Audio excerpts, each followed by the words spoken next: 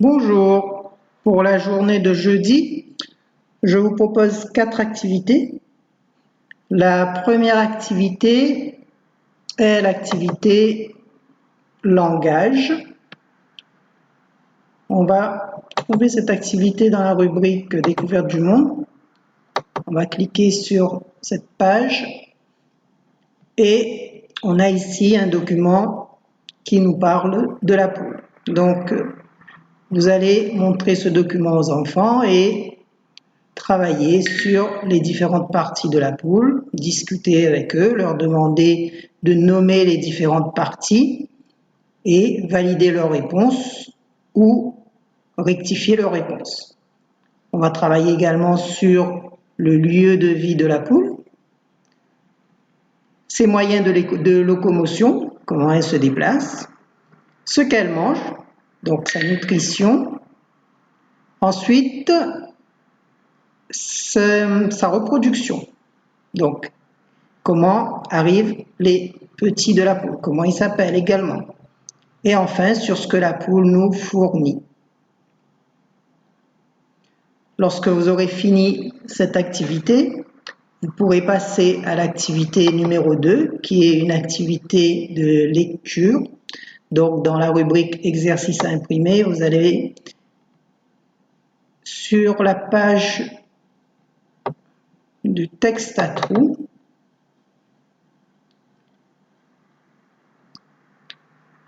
Vous allez télécharger le document, ensuite l'imprimer pour pouvoir faire l'exercice texte à trous. Donc, il s'agit ici de retrouver les mots qui manquent, de les découper tout en bas et de les replacer au bon endroit.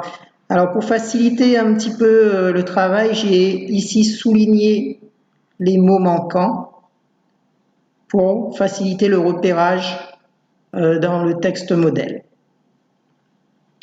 Ça, c'est la deuxième activité. La troisième activité que je vous propose, c'est une activité mathématique sur le 6. Donc, la première chose à faire, ce sera d'aller dans les vidéos éducatives ici, regarder la petite vidéo sur le 6.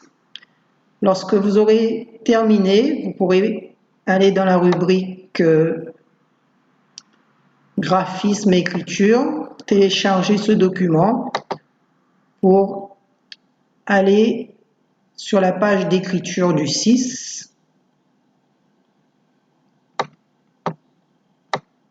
Voilà, donc imprimez que la page d'écriture du 6 et si vous avez des problèmes de papier ou d'encre, vous pouvez faire le travail sur une feuille sans imprimer, laisser juste la page à l'écran pour que les élèves puissent voir le modèle.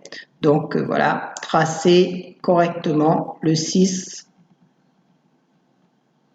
ici à l'intérieur et ensuite ici il n'y a plus de guide, donc il faut que les enfants tracent le 6 tout seul, sans guide. Ça, c'était la troisième activité. Alors, la dernière activité que je vous propose, ce sera plus une activité créative dans l'après-midi. C'est une activité